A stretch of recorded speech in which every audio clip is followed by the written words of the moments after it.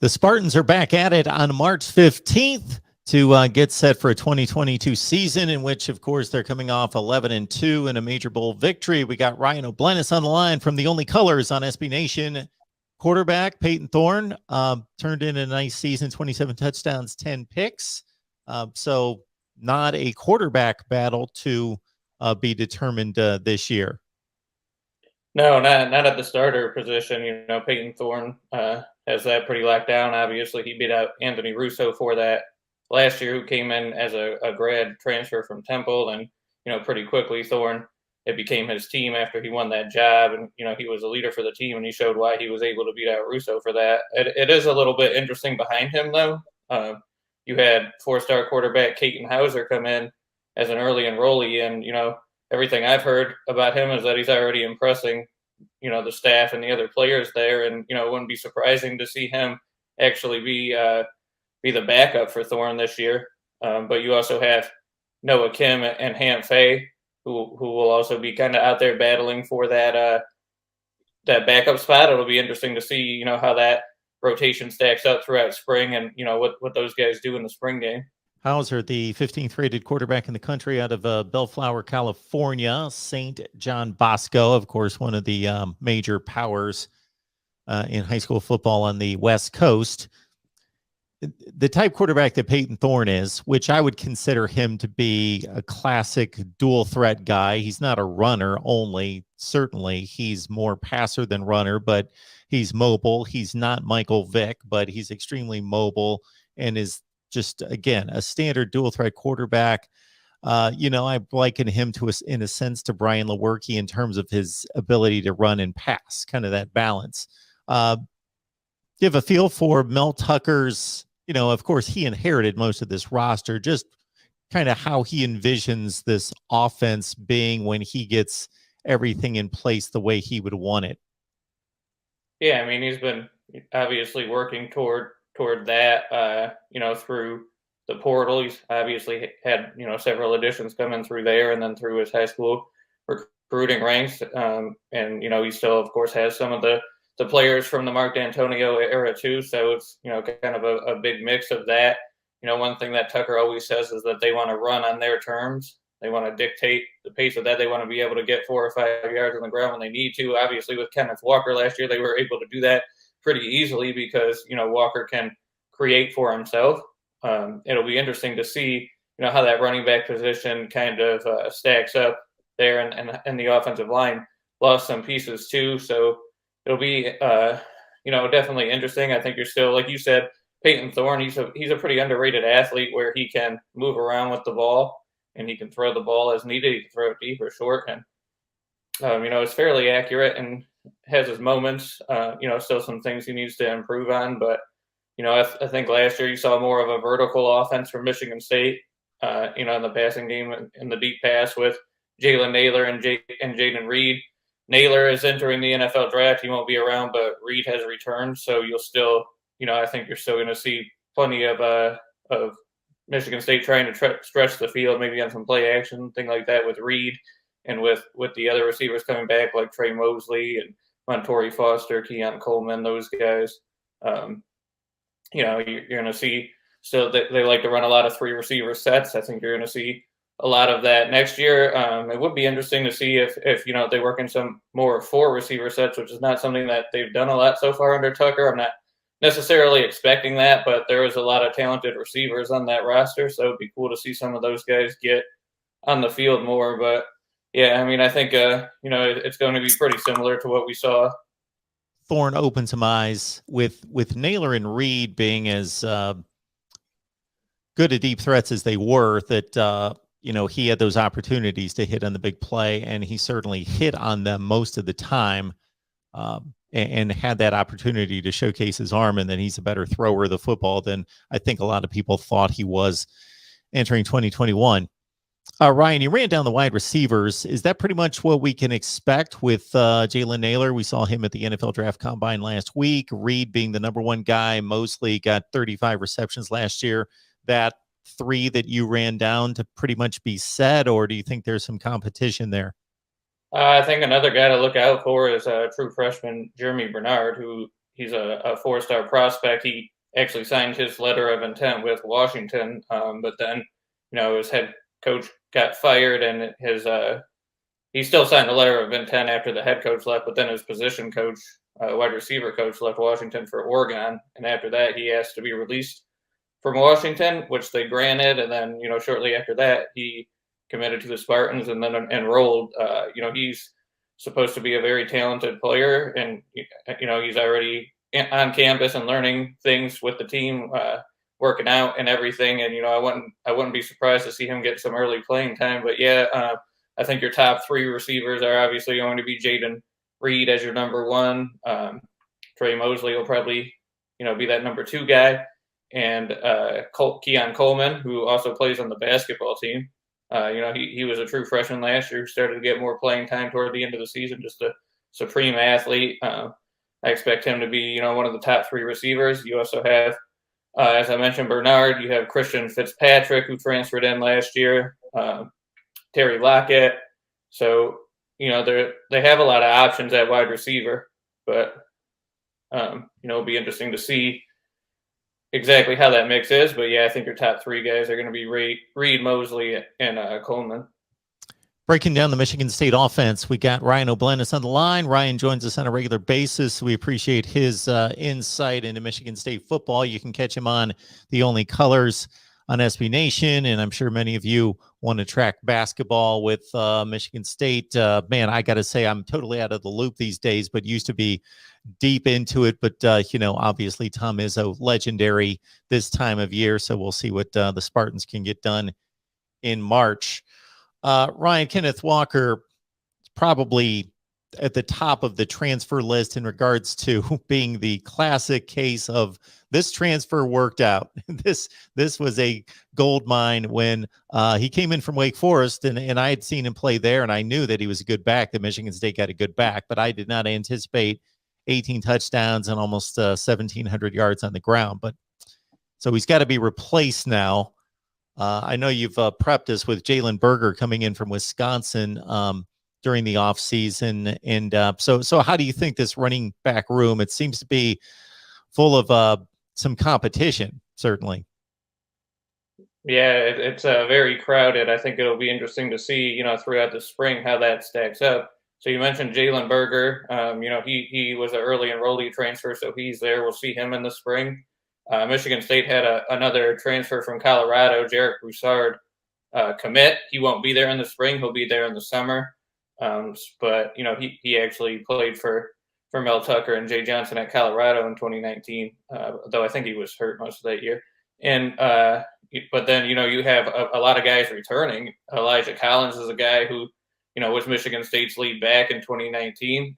Then 2020 he dealt with COVID and just wasn't the same player. Then last year he also had some injuries, and he was playing behind Kenneth Walker, and everybody's going to be playing behind Kenneth Walker, so you can't really fault them for that. But I think a lot of people maybe expected him to transfer out, but I like Collins a lot because he's he's kind of like a Spartan for life kind of player. He wants to be there. He wants to be successful. He's going to work hard. He's going to be eyeing that starting spot, even with Berger and Broussard there. Then you also have Jordan Simmons, who he's gotten a decent amount of playing time throughout his first 2 years there. He started the Peach Bowl when Kenneth Walker was opted out of that game to focus on the NFL draft. So Simmons will definitely be in the mix to be the starter as well. But I think regardless of who ends up being the starter, you're going to have a rotation there. There's a couple other guys who've been around now, like Davion Prim and Donovan Eaglin, who are also, going to be trying to work in rotation. So, I think, it's definitely going to be crowded. I think, Berger and Broussard, once he gets there, and Simmons and Collins are going to be battling it out. And then another guy in that running back rotation is Harold Joyner, who is kind of more of your third down receiving back. He's a bigger player. He transferred in from Auburn last year too. He can pass protect. He can catch out of the backfield. it'll be interesting to see what the coaching staff does with him, if they, leave him as a running back, or if they try to do what they did with Connor Hayward last year and try to get him on the field more as like an H-back type player. But yeah, there are a ton of running backs in that room, so it'll be interesting to see exactly how that shakes out. Ryan O'Blennis joining us to break down Michigan State football on the offensive side with spring ball just a few days away. March 15th is the opener. You can catch Ryan and the rest of the crew there at the Only Colors on SB Nation.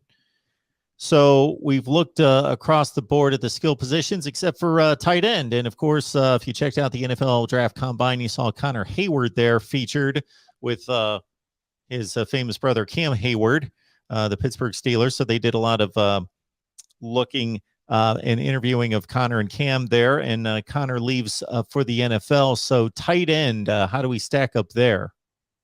Yeah, so Malik Carr, who, like Coleman, also plays on the basketball team, was a guy who transferred into Purdue last year. He got hurt early in the year and missed some time, but he really came on strong as a receiver toward the end of the year. And, I think, he'll probably play a pretty big role in that receiving game this year, too. He needs to improve as a blocker. He was a wide receiver at Purdue, so, he was kind of learning how to do both things, be a blocker and a receiving tight end. But, he's got speed after he catches the ball, and he's really an intriguing player and a good athlete.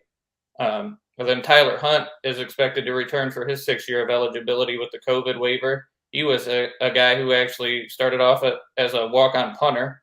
So he made the transition to tight end in 2020, and he's actually been pretty solid there. He's a good athlete. He's got good hands. And then Michigan State also got a commitment from Illinois transfer Daniel Barker. He's a guy you're not going to see in spring because he'll be, he won't be there till the summer. But I'm going to expect that he's a really experienced player, and he's probably going to either be the starter or, play meaningful snaps once he gets to East Lansing, I would expect. Then, Michigan State also is bringing in a couple of freshmen. Jack Nickel from Georgia was a highly recruited freshman tight end.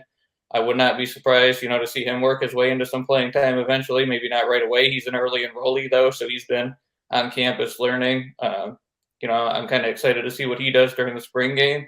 They got another freshman tight end, Michael Masunas, who will be coming in the summertime. He's not there yet, but then Adam Burghorst, who plays on the baseball team as well. He's on tight end, who hasn't gotten a lot of playing time, but he'll probably, he's got baseball, so I don't think we'll see him in the spring, but he should be on the team in the summer if he chooses to still play. You got Powers Warren, who was a transfer in from Mississippi State last year, and he also is Kevin Warren's son, the Big Ten commissioner. He didn't really get any playing time last year, but I'm sure he'll be trying to work his way into the rotation this year. So kind of like running back, there's a lot of different pieces there, and a lot of different guys who might be able to make something happen. But I would expect, like I said, Barker, Malik Carr, and Tyler Hunt to be the main 3 during the season in the fall. Warren gained a bit of odd notoriety in the summer, early fall of the 2020 season when the Big Ten was looking at that point as though the season was in jeopardy, because a lot of critics of Kevin Warren's decision at that point was pointing to the SEC to say, your son's going to be playing football this season. So obviously the Big Ten eventually did get onto the field. And to your point, Daniel Barker, 28 games played at Illinois, caught 64 passes for 11 touchdowns with 1 rushing touchdown as well. So he's used to playing the Big Ten and being a fairly productive tight end. Ryan O'Blennis here breaking down Michigan State on the offensive side. Let's look at the offensive line. And obviously they did a pretty decent job of keeping a Peyton Thorne upright, especially with a lot of deep routes to Reed and Naylor. And, of course, Kenneth Walker, although he did a fine job himself, of course, need the blocking up front. So I see where Jarrett Horst is coming back. There was thoughts that he might move on, but he started 8 games last year. And then you just told me a few minutes ago that a part-time starter at Washington State, Brian Green, has made it to East Lansing. Green committed earlier this week. Obviously he won't be there for the spring, but he'll come in for the summer, and he's an experienced player who, he played center and guard at Washington State. I expect him to come in and probably compete at right guard for Michigan State. He has experience. I think Nick Samak's your starter at center, but Matt Carrick is coming off of a major leg injury there, and he'd probably be the favorite to start at right guard. But I don't know, when exactly he's going to be ready. I don't necessarily think that he'll be available for spring ball because it was a pretty significant. I believe it was a knee injury or leg injury. But now he wants to return for a final year. And then outside of him, as you mentioned, you have Jarrett Horst, who was, he transferred in from Arkansas State last year. He started right away. Then, he was away from the team for a while after the Michigan game. It's not exactly clear what was going on there, but he is expected to return, for the spring and for next year. He'll be likely your starting left tackle.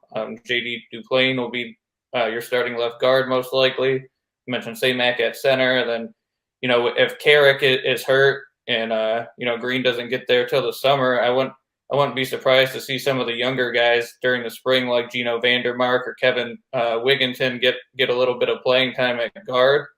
Then at right tackle, you're likely going to see Spencer Brown, who started the Peach Bowl. MSU is losing a few players from the offensive line, like A.J.R. Curry and Brian Allen at center, and Kevin Jarvis, who entered the draft. So it's a lot of experience returning, but also losing quite a few guys, and there'll be some new guys in the mix. I wouldn't be surprised if Brian Green ends up starting for MSU. Ryan Oblenis, the Only Colors, SP Nation. We appreciate Brian stopping by on a regular basis to break down the Spartans for us, and of course track Ryan's work and everybody else there at SP Nation's The Only Colors with March Madness and then spring practice. Of course, starting March 15th, the spring game, April 16th, and also a pro day coming up, right? Yeah, that'll actually be Wednesday the 16th, the day after spring ball starts. You saw Kenneth Walker, Jaylen Naylor, and Connor Hayward at the NFL Combine. They'll probably compete there at the pro day too, but you'll see some other guys, like I just mentioned, Jarvis, who's preparing for the draft, probably Noah Harvey, a couple other guys from MSU who are trying to pursue the NFL draft. So it'll be interesting to see how that, how they do and if they are able to kind of increase their stock.